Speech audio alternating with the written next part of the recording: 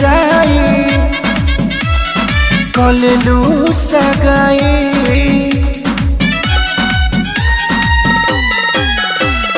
जाए हर जाई कलेलू सगाई लगले बारात तो हटवरा पोयाई पियावा के संगवा अपना रहबू सुकून में बेवफाई भरल बा तोरा खून में गली सुन के चल जाइए जून में बेवफाई भरल बा तोरा खून में गली सुन के चल जाइए जून में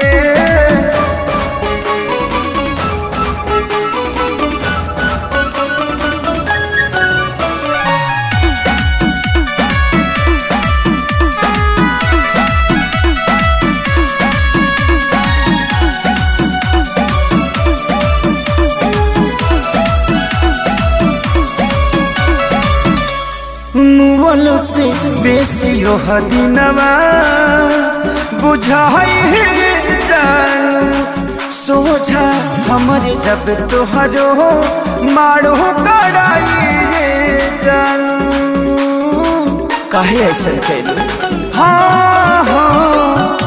छोड़िए के चल जाइबू पियावा के गाँव में दादा बाजी दी स्वभाव में तू तो जान मगन बारू अपने ही धुन में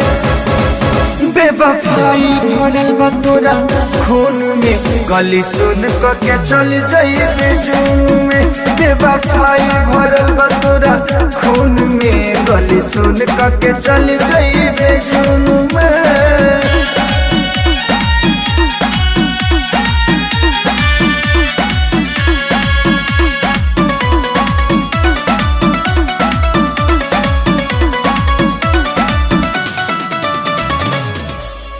टेंशन ना ल तू सोना तोहरा बीच में न आइबे हो दुखवा होई जरूर जानू बाकी दूरे चले जाइबे हो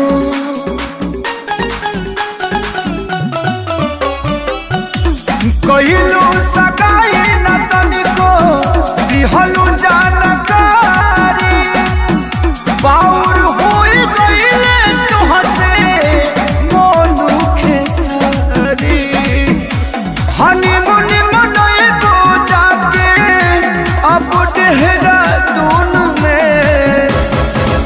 बेवफाई भरल बा तोरा